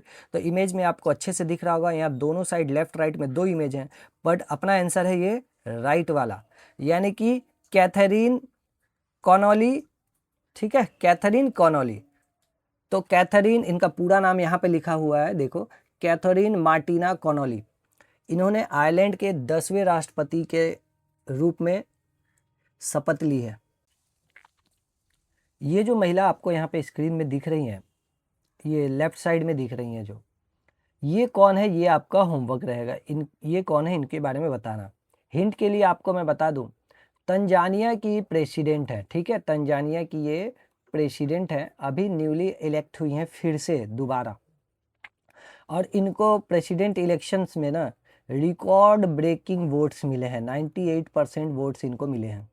ठीक है, तो ये तंजानिया की प्रेसिडेंट है। इनका नाम आपको कमेंट में मेंशन करना है, ये कौन है। कहाँ से पता चलेगा, गूगल कीजिए या फिर हमारे पिछले वीडियो को देखिए, उसमें हमने ये कवर करवा रखा है। चलो अगले क्वेश्चन पे आते हैं। नवंबर 2025 में नोबेल विजेता जेम्स वाटसन का निधन हो चुका है। देखना है यहाँ पे, नवंबर 2025 में जेम्स वाटसन का निधन हो चुका है, जो कि एक नोबेल विजेता थे। ठीक है, आप समझ में आ गया होगा क्वेश्चन। तो ये जो है ना, इन्होंने किस चीज़ की खोज की थी जिसके वजह से उन्हें नोबेल प्राइज़ मिला? तो इन्होंने डीएनए स्ट्रक्चर की खोज की थी। देखो, जेम्स वाटसन का 97 वर्ष की आयु में निधन हो चुका है। जेम्स वाटसन और फ्रांसिस क्रिक एक साथ मिलकर, इन दोनों ने एक साथ मिलकर 1953 में डीएनए स्ट्रक्चर की खोज की थी, दोनों ने। ठीक है, 1953 में। और इस खोज के लिए उन्हें 1962 में जेम्स वाटसन और फ्रांसिस क्रिक को एक साथ नोबेल प्राइज इन फिजियोलॉजी और मेडिसिन दिया गया। तो 1953 में खोज हुई और 1962 में इनको नोबेल प्राइज मिला, जेम्स वाटसन और फ्रांसिस क्रिक को। इन दोनों में से जेम्स वाटसन की मृत्यु अभी हो चुकी है। ठीक है, तो अपने क्वेश्चन का आंसर है डीएनए स्ट्रक्चर। तो किस चीज़ की खोज की थी? डीएनए स्ट्रक्चर की। अगले क्वेश्चन पे आते हैं। 16वां international week of science and piece कब मनाया जाता है? 16वां नहीं है भाई, 16वां तो क्वेश्चन नंबर है। International week of science and piece कब मनाया जाता है? तो International week of science and Peace 9 नवंबर से 15 नवंबर के बीच मनाया जाता है। ठीक है, 9 से 15 नवंबर तक मनाया जाता है। अगले क्वेश्चन पे आते हैं। एक्सरसाइज मालाबार 2025 का आयोजन कहाँ किया गया है? पहले इंपॉर्टेंट है, ये एक्सरसाइज मालाबार कौन से देश मिलकर करते हैं? तो क्वाड कंट्रीज, क्वाड का मतलब होता है, मीनिंग होता है 4। ठीक है, तो 4 देशों का एक ग्रुप बनाया गया है जिसे बोला जाएगा क्वाड ग्रुप। ठीक है, क्वाड ग्रुप में कौन कौन से देश हैं? इंडिया है, यूएसए है, जापान है और ऑस्ट्रेलिया है। तो यही 4 देश मिल करके मालाबार एक्सरसाइज करते हैं। ठीक है, तो मालाबार एक्सरसाइज कौन करता है? क्वाड कंट्रीज करते हैं। इस बार मालाबार एक्सरसाइज 2025 का आयोजन कहाँ किया गया है? तो ये किया गया है गुआम में, गुआम। ठीक है, गुआम कहाँ पड़ता है? तो पश्चिमी प्रशांत महासागर में गुआम पड़ता है और ये यूएसए की टेरिटरी है। ठीक है, मतलब यूएसए के अधीन में ये आता है। अच्छा, भारत की तरफ से इसमें किसने भाग लिया? तो भारत की तरफ से इसमें आईएनएस सह्याद्री ने पार्टिसिपेट किया, आईएनएस सह्याद्री ने। इमेज में आपको साफ साफ दिख रहा होगा, ये पानी के अंदर, ये ना मतलब पानी पे, यानी नेवल फोर्स जो है वो इस एक्सरसाइज में पार्टिसिपेट कर रही हैं। यानी कि ये जो एक्सरसाइज है ये एक मल्टीलेटरल नेवल एक्सरसाइज है, यानी कि इसमें आर्मी या फिर एयरफोर्स भाग नहीं लेती है, ये सिर्फ नेवल एक्सरसाइज है, यानी नौसेना ही भाग लेती है इसमें, अलग अलग देशों की। तो 4 देशों की नौसेना इसमें भाग ले रही है। ठीक है, इंपॉर्टेंट क्वेश्चन है भाई, पूछेगा मालाबार एक्सरसाइज में भारत की तरफ से किस आईएनएस ने भाग लिया? तो आईएनएस सह्याद्री ने, याद रखना है। मालाबार जो है एक नेवल एक्सरसाइज है। ठीक है, क्वाड देशों द्वारा किया जाता है। अगला क्वेश्चन, स्मार्ट अक्सोम ऐप किस राज्य ने लॉन्च किया? तो नाम से ही समझ में आ रहा, देखना, अक्सोम अक्सोम असोम असोम असोम असोम, तो ये असोम आ गया ना, असोम। तो स्मार्ट अक्सोम ऐप असम राज्य ने लॉन्च किया है।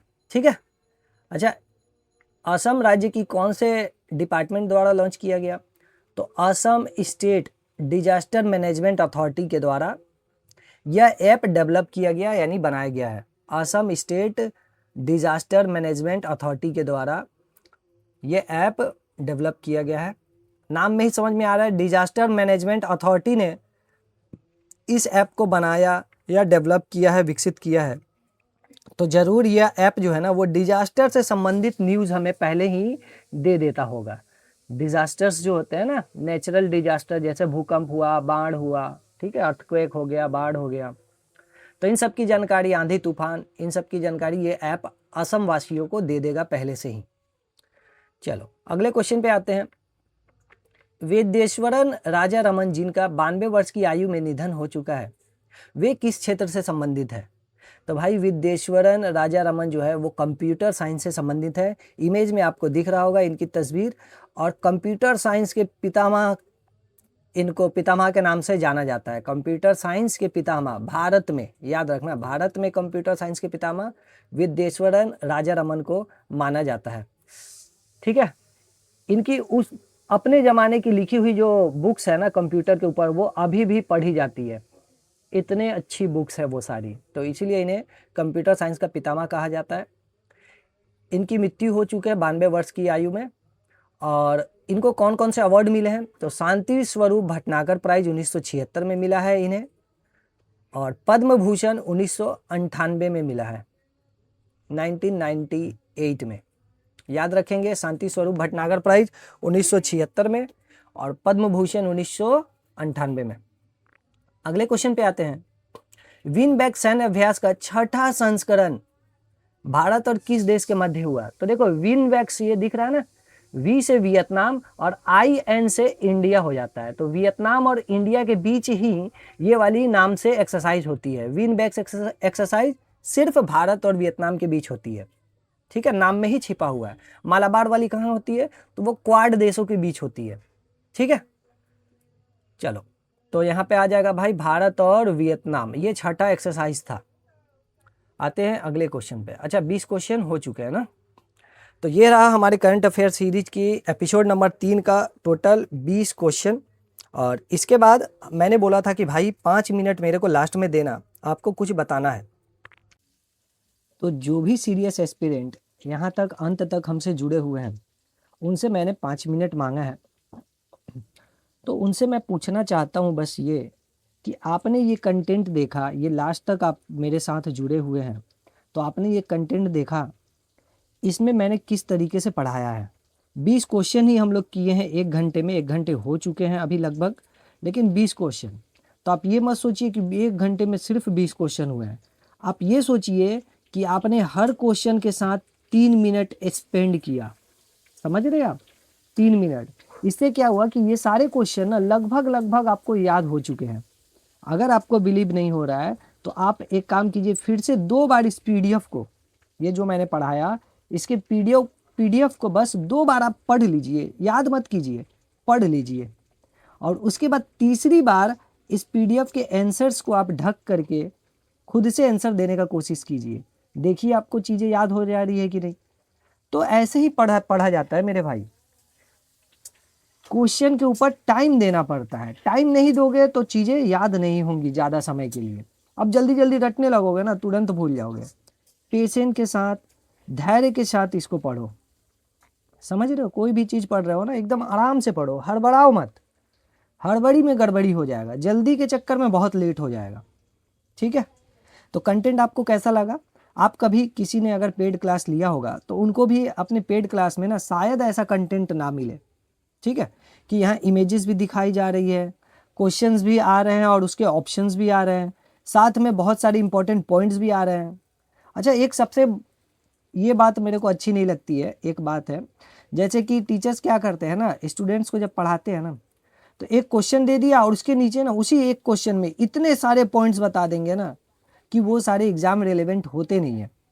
ठीक है, वो एग्ज़ाम में नहीं आते हैं जल्दी, लेकिन फिर भी उन सारे पॉइंट्स को बताया जाता है। एक एक क्वेश्चन में 15-15 पॉइंट्स बता दिए जाते हैं। ये एग्ज़ाम में नहीं आते हैं भाई, जो आते हैं वो हमने कराया है। जैसे इस क्वेश्चन में 2 पॉइंट्स, ठीक है, इसमें कोई पॉइंट नहीं, इसमें 1 पॉइंट और इसमें 4 पॉइंट। तो इसी तरीके से जो जितने पॉइंट जिस क्वेश्चन के लिए इम्पॉर्टेंट है, जैसे इसमें 3 पॉइंट स्टार्टिंग के क्वेश्चंस में, इसमें कुछ ज़्यादा पॉइंट्स थे, इसमें ज़्यादा पॉइंट्स थे, क्योंकि इन सब क्वेश्चन में इन पॉइंट्स की ज़रूरत थी। इन पॉइंट से एग्जामिनर क्वेश्चन बना सकता है। तो मैं बताना ये चाह रहा हूँ कि जिस तरीके से आप पेड क्लास खरीद के पढ़ते हैं उसी तरीके से हम यहाँ पे पढ़ा रहे हैं। ठीक है, उसी तरीके से यहाँ पे पढ़ा रहे हैं। तो फिर अगर आपने किसी भाई ने आपका अगर पेड क्लास नहीं खरीदा है तो उनको पेड क्लास खरीदने को मत बोलिए मेरे भाई, उनको बोलिए हमारे यूट्यूब चैनल से पढ़ने के लिए। आप बोलिएगा कि भैया आपके यूट्यूब चैनल पे तो वीडियोस ही बहुत देर देर से आ रही है। तो भाई एक्चुअली हम क्या कर रहे हैं ना, अपने यूट्यूब चैनल ना में हमारा नया है, ठीक है, तो अभी थोड़ा वीडियो रिकॉर्ड करना, एडिटिंग करना, उसमें टाइम लग जाता है। लेकिन हम लोग क्या कर रहे हैं, स्टॉक में बहुत सारे वीडियो रिकॉर्ड करके रख रहे हैं। अब धीरे धीरे वो सारे वीडियो एकदम डे बाय डे डालना हम लोग शुरू करेंगे, यानी हर दिन वीडियो आपको मिलेंगी। कैसे वीडियो मिलेंगी? अच्छा, ये जो हम वीडियो डालेंगे किस एग्ज़ाम के लिए ये है सारे वीडियोस? तो देखो, हम लोग फोकस कर रहे हैं रेलवे के एग्ज़ाम को। हम लोग टारगेट कर रहे हैं रेलवे के जो अपकमिंग वैकेंसी आ रही है, यानी कि 2026 की जनवरी में जो वैकेंसी आ रही है रेलवे ग्रुप डी, ठीक है। ग्रुप डी नाम से मत जाना भाई, बहुत अच्छा जॉब है, ठीक है। ऐसे ही रेलवे को राजा की जो नौकरी नहीं बोलते हैं, तो रेलवे बहुत अच्छी जॉब है। एक बार आप इसमें इंटर तो कीजिए, उसके बाद बहुत सारा स्कोप है इसमें प्रमोशन का। सबसे जल्दी प्रमोशन रेलवे के एग्ज़ाम में ही होता है, ठीक है। डिपार्टमेंटल एग्ज़ाम्स यहाँ बहुत होती है। तो रेलवे ग्रुप डी जो आ रही है जनवरी 2026 में, इसी के लिए हम ये यूट्यूब चैनल स्टार्ट किए हुए हैं। यानी मेरे यूट्यूब चैनल का पहला मोटिव है रेलवे ग्रुप डी 2026। और ये 2026 का जो रेलवे ग्रुप डी है, इसके एग्ज़ाम से पहले मेरे को यूट्यूब पर पूरा सिलेबस कंप्लीट करवाना है। अब बात आती है कि मेरे यूट्यूब चैनल से आप क्यों पढ़ोगे? दूसरे टीचर के बड़े बड़े नामी टीचर्स हैं, उनके यूट्यूब चैनल से क्यों नहीं पढ़ सकते हो? भाई आप एक डेमो देखना हमारी यूट्यूब चैनल पे, ठीक है। चलो डेमो बाद में देखना, पहले मैं बता दूं मेरे यूट्यूब चैनल से क्यों पढ़ोगे। क्योंकि देखो, दूसरे चैनल का यूट्यूब चैनल पे कुछ दूसरे टीचर्स के यूट्यूब चैनल पे कुछ और कंटेंट्स होते हैं, और पेड चैनल पे उनके जो पेड ऐप होते हैं उन पर कुछ और कंटेंट होते हैं। समझ रहे हो? एक ही टीचर यूट्यूब पे भी रेलवे ग्रुप डी के लिए पढ़ा रहा है और पेड में भी पढ़ा रहा है, तो कुछ तो वो अलग देता होगा ना भाई टीचर, कि बच्चे उसके पेड कोर्स में जा रहे हैं, ठीक है। लेकिन हमारा जो है ना, हमारा कोई अलग से पेड बिजनेस ऐप कोई नहीं है। हम बहुत छोटे क्षेत्र से बिलोंग करते हैं, कोलकाता में एक छोटे से शहर में हम बैठे हुए हैं, ठीक है। और यहाँ से वीडियो रिकॉर्ड करके आपको भेज रहे हैं। ना ही हमारा कोई पेड बिजनेस ऐप है, ना ही कहीं पे कोई बड़ी कोचिंग संस्थान में हम पढ़ा रहे हैं। लेकिन नॉलेज इतना है कि कोशिश करें तो कहीं भी हमें जॉब मिल सकती है, ठीक है, एजुकेशन के फील्ड में। और हमें मिली भी है, लेकिन अभी हम वहाँ पे ट्राई नहीं कर रहे हैं, हम अपना खुद का कुछ करना चाहते हैं। तो बस जो है भाई, सच सच सब बता दिया जा रहा है। तो हमारे यूट्यूब चैनल से क्यों जुड़े? क्योंकि बाकी के यूट्यूब चैनल पे आपको अलग चीज़ें दी जाएंगी और पेड में अलग, तो ये भेदभाव हो रहा है ना। लेकिन हम भेदभाव नहीं करेंगे। क्यों नहीं करेंगे?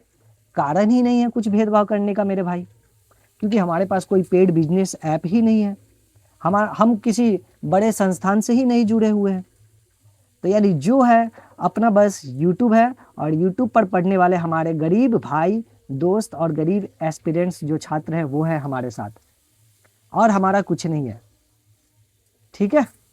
इसलिए हम ईमानदारी से यूट्यूब पर ही मेहनत करना चाहते हैं, और सच बोले तो यहीं से ग्रो करना चाहते हैं। बस यही रीज़न है कि हम यूट्यूब पे ग्रो करना चाहते हैं, और इसके लिए हम किसी भी हद तक जा सकते हैं। इसका मतलब क्या है? इसका मतलब है कि हम इतना मेहनत करेंगे आप लोगों के लिए कि आप सोच भी नहीं सकते हैं। आपको रेलवे ग्रुप डी की आप तैयारी कर रहे हैं ना, आपको मैथ इस हद तक पढ़ाई जाएगी ना कि आप सीजीएल के लिए भी खुद को एकदम कॉन्फिडेंस समझेंगे, कॉन्फिडेंट। सीजीएल आप सोचेंगे ना कि यार कहाँ मैं रेलवे ग्रुप डी की तैयारी कर रहा हूँ, मेरे तो इतने अच्छे मैथ्स हो गई है ना कि मैं सीजीएल की अब तैयारी करूँगा, सीजीएल के लिए मैं फॉर्म डालता हूँ, चलो ठीक है। तो इस हद तक हम जाएंगे। अपने यूट्यूब चैनल को ग्रो करने के लिए हम कुछ भी कर सकते हैं। हम मैथ एकदम अच्छे से पढ़ाएंगे, करेंट अफेयर डेली आपको मिलेंगी, एनसीईआरटी साइंस हम पढ़ाएंगे रेलवे ग्रुप डी के लिए, ठीक है। तो और एक चीज़ बता दें पहले, रेलवे ग्रुप डी की अगर हमने टारगेट कर रखा है तो रेलवे ग्रुप डी में आते क्या क्या चीज़ है वो आपको पता होनी चाहिए। रेलवे ग्रुप डी में मैथ्स आती है, रेलवे ग्रुप डी में साइंस आती है, रेलवे ग्रुप डी में करंट अफेयर्स आ रहा है भाई। कितने भैया? तो भाई पूरे करंट अफेयर आ रहा है, एक अलग सा सेक्शन ही बना रखा है। करंट अफेयर नहीं लिखा है वहाँ पे, ठीक है, वो लिख रखा है जैसे कि general awareness on current scenario बोल के, ठीक है, ऐसे लिख रखा है। इसमें 20 क्वेश्चन आ रहे हैं और 20 के 20 करंट सिनेरियो पे आ रहा है, मतलब करंट इंसिडेंट जो घट रहा है ना, जो भी करंट अफेयर्स ही उसको बोल सकते हो। 20 के 20 क्वेश्चन करंट अफेयर, ना ही हिस्ट्री से कोई क्वेश्चन, ना ही ज्योग्राफी से कोई क्वेश्चन, ठीक है। मैथ्स कितने आते हैं रेलवे ग्रुप डी में? मैथ आते हैं भाई 25। साइंस कितनी आती है? साइंस आती है 25। इस 25 में बायोलॉजी, केमिस्ट्री, फिजिक्स सब है, ठीक है। टोटल यहाँ पे कितने हो गए? 50, 20, 70। और 30 नंबर कहाँ गया भैया? भाई 30 नंबर की आती है रीजनिंग। हमारे यूट्यूब चैनल पे आपको क्या क्या मिलेगा, कैसे मिलेगा, क्या सिस्टमेटिक तैयारी करवाया जाएगा? हाँ भाई, एकदम सिस्टमेटिक तैयारी करवाया जाएगा। आपको पता ही नहीं चलेगा कि ये कोई फ्री का कंटेंट मिल रहा है। होता है ना, आप किसी का पेड कोर्स खरीदते हैं तो आपके मोबाइल में आप वो ऐप डाउनलोड करते हैं उन टीचर्स की, तो आपको ऐसा पढ़ाया जाएगा ना कि आपको लगेगा कि आपने यूट्यूब का ही एक पेड कोर्स ले लिया है, समझ रहे हो। और वही आपके लिए एक पेड ऐप हो जाएगा जिसमें हम लोग मैथ्स पढ़ेंगे एकदम डिटेल में, साइंस, करंट अफेयर सब कुछ पढ़ेंगे। तो कैसे पढ़ेंगे वो बता देते हैं। अभी मेरे यूट्यूब चैनल पर ना आपको वीडियोस जो है ना अच्छे से मतलब क्लासिफाई करके नहीं मैंने डाला हुआ है, अभी तो स्टार्टिंग कर रहे हैं हम लोग, ठीक है। तो 2 से 3 दिन में मैं अपने यूट्यूब चैनल पर सारी चीज़ें अच्छे से रीअरेंज कर दूंगा। मैं एक सेक्शन बना दूंगा, 3-4 सेक्शन बना दूंगा। मैं क्या क्या बनाएंगे हम? मैं एक मैथ्स का सेक्शन बना दूंगा, ठीक है। इसमें मैथ्स के सेक्शन में सिर्फ और सिर्फ मैथ्स की वीडियो आपको मिलेंगी। उसके बाद मैं एक करंट अफेयर का सेक्शन अलग बनाऊंगा, इसमें सिर्फ और सिर्फ आपको करंट अफेयर मिलेंगे। कैसे करंट अफेयर? मैं बता दूं, केवल the most important current affair, the most important current affairs ही यहाँ मिलेंगे, कोई कचड़ा नहीं, कोई फालतू का कंटेंट नहीं। मैथ में क्या मिलेंगे? यहाँ पे सिर्फ दी मोस्ट इंपॉर्टेंट नहीं, मैथ्स में दी मोस्ट इंपॉर्टेंट से कुछ काम नहीं चलेगा मेरे भाई। यहाँ पे डिटेल में मैथ पढ़ना होगा, डिटेल में। भैया शॉर्ट ट्रिक, भाई शॉर्ट ट्रिक वाले कहाँ तुम घूम रहे हो शॉर्ट ट्रिक के चक्कर में? बड़े बड़े टीचर से पूछ लो, अगर जो टीचर तुमको अच्छे से गाइड करेगा ना भाई, मेरे भाई, उनसे पूछ लो। ट्रिक्स काम नहीं आते हैं मैथ एग्जाम्स में जल्दी, वो सब सिर्फ शॉर्ट्स के लिए, यूट्यूब शॉर्ट्स पे अपने व्यू बनाने के लिए, लाइक्स के लिए, इसलिए ट्रिक्स होते हैं। लेकिन रियलिटी में जिनको डिटेल में मैथ आता है वही एग्जाम क्रैक कर पाते हैं। और सच बोलूँ तो एग्जाम में ट्रिक भी वही लगा पाते हैं। जो सिर्फ ट्रिक याद करके जा रहा है ना, वो ना ही ट्रिक लगा पाता है और डिटेल वाला तो उसको पता ही नहीं है, ठीक है। तो करंट अफेयर हम लोग टू द पॉइंट पढ़ेंगे और मैथ्स जो है ना वो पूरी बढ़िया से डिटेल में, आपको लगेगा कि आपने क्या कोर्स ले लिया है भाई, ठीक है। उसके बाद जाकर के हम लोग पढ़ेंगे साइंस। साइंस कहाँ से पढ़ेंगे? लूसेंट से? नहीं, लूसेंट से नहीं, लूसेंट से तो एग्जाम में आती ही नहीं है भाई साइंस। तो फिर हम लोग पढ़ेंगे साइंस एनसीईआरटी से, जहां से रेलवे ग्रुप डी में एग्जाम्स में पूछे जाते हैं। लाइन बाय लाइन एनसीईआरटी की हम लोग पढ़ेंगे। तो भैया बहुत अच्छी बात है, 25 नंबर की मैथ हो गई, 20 नंबर के करंट अफेयर हो गए, 25 के साइंस हो गई, ये तो 70 नंबर हो गया। और 30 नंबर भैया, तो भाई 30 नंबर की आती है रीजनिंग। ये ना मैक्सिमम स्टूडेंट को ना बोलते हैं, जिनका मैथ स्ट्रांग हो जाता है ना, उनको रीजनिंग वो तो मतलब 20 दिन में कंप्लीट कर लेंगे पूरी रीजनिंग की सिलेबस, समझ रहे हो। लेकिन हम रीजनिंग भी करेंगे, पर अभी हमारा फोकस मैथ, करंट अफेयर और साइंस पे, मैथ, करंट अफेयर और साइंस पे होना चाहिए। इसमें से कोई एक भी सब्जेक्ट अगर कंप्लीट हो जा रहा है या फिर 50% या 60% कंप्लीट हो जा रहा है, तब हम लोग रीजनिंग उठाएंगे, ठीक है। क्योंकि मैं एक अकेली जान, सब मेरे को ही लेकर के चलना है, ठीक है। ये सब कुछ मैं ही करवाऊंगा। तो अब ये मिलेंगी कहाँ पे हमें? हमारे यूट्यूब चैनल पे मिल जाएंगी आपको। कैसे मिलेंगी? पर डे कितने क्लासेस मिलेंगे हमें?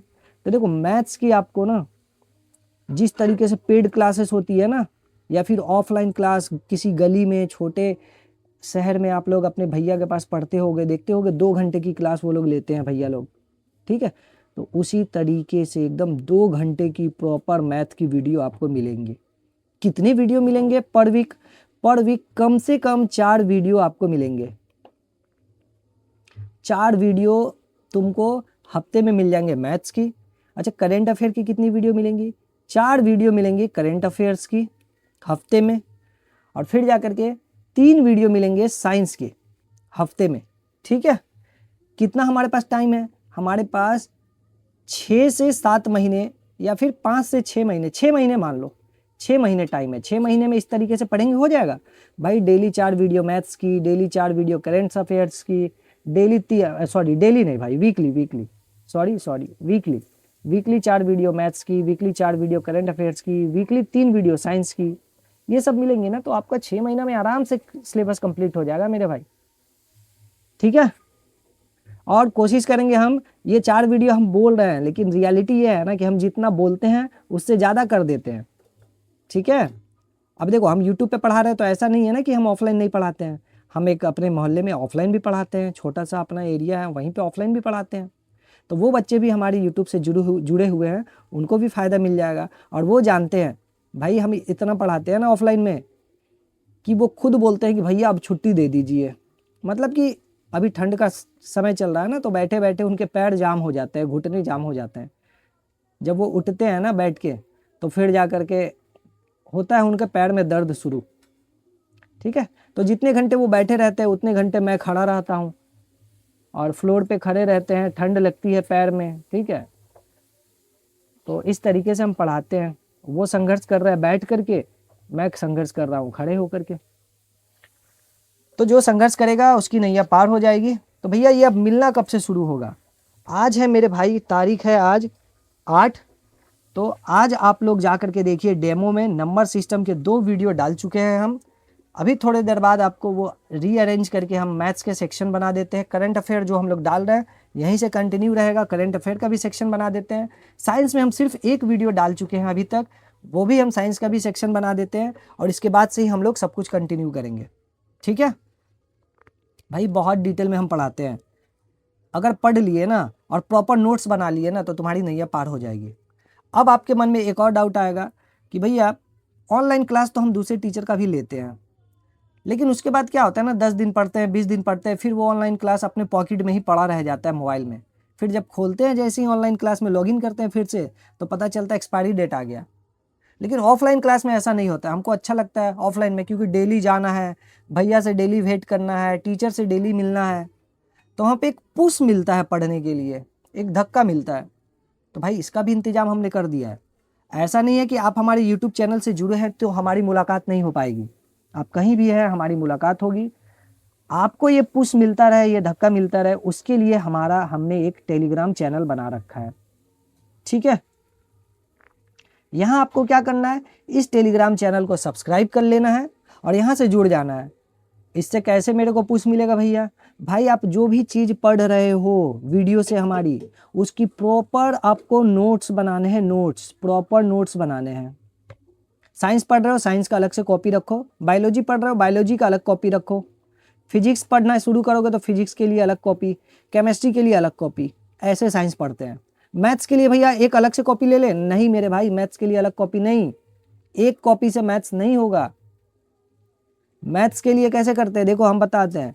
टाइम एंड वर्क के लिए एक अलग कॉपी, परसेंटेज के लिए एक अलग कॉपी, समझ रहे हो? अच्छा सिर्फ टाइम एंड वर्क नहीं, time and work plus pipe and system, ऐसे 2 चैप्टर के लिए अलग कॉपी, परसेंटेज और प्रॉफिट एंड लॉस के लिए अलग कॉपी। एक ही कॉपी में सारा चैप्टर तुम सोच लोगे कर लें और 30-30 क्वेश्चन करेंगे तब, और पूरा कॉपी खत्म हो जाएगा और सारा चैप्टर हो जाएगा, मैथ हो गया। नहीं, मैं कैसे पढ़ा हूँ पता है? मैंने पूरी time and work pipe and system के लिए एक अलग कॉपी कर दी पूरी। अच्छी खासी क्वेश्चंस मैंने बना रखे हैं time and work pipe and system, मोटी कॉपी है भाई बहुत। फिर से परसेंटेज और प्रॉफिट लॉस की एक मोटी सी कॉपी मैंने बना दी, ठीक है। रेशियो की, एज की और पार्टनरशिप की, ये 3 चैप्टर की मैंने एक अलग कॉपी बना रखी है। तो इस तरीके से आपको मोटी मोटी मैथ्स की कॉपी बनानी होगी, 2-2 चैप्टर के लिए एक एक मोटी कॉपी, ठीक है। एक कॉपी को मत समझो कि भाई एक कॉपी भर दोगे जॉब हो जाएगा, नहीं होगा। तो इस तरीके से आपको प्रॉपर नोट्स बनाने हैं, ठीक है। पुश कैसे मिलेगा, धक्का कैसे मिलेगा, ये मैं बता रहा था। तो आपको नोट्स बनाने हैं और पूरे डिसिप्लिन के साथ जिस दिन वीडियो देखो उसी दिन नोट्स बना लो, और उसके बाद शाम तक वो नोट्स इस टेलीग्राम चैनल पर आप पब्लिश कर दो, यानी अपलोड कर दो अपने नोट्स। जब आपके अंदर ये डिसिप्लिन बना रहेगा ना कि भैया को ये नोट्स दिखाना है किसी भी हाल में, तो आपको वो पुश मिलता रहेगा, धक्का मिलता रहेगा। आप सोचो कि मैं आपके सामने हूँ, एक कसम खा करके मेरे साथ आगे बढ़ो आप, कि जो वीडियो देखेंगे उसका नोट्स बनाएंगे, जो देखेंगे उसका नोट्स बनाएंगे। जॉब लेने का एक ही तरीका है भाई, पन्ने रगड़ो, पन्ने फाड़ो और पेन रगड़ो।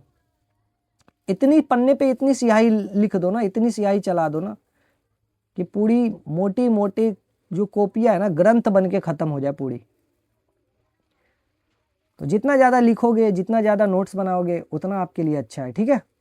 और नोट्स थोड़े अच्छे से बनाना, हैंड राइटिंग अच्छे करके, क्योंकि आप बोलोगे हैंड राइटिंग क्यों बैठा है भैया, अरे भाई ये भी बहुत हेल्प करता है।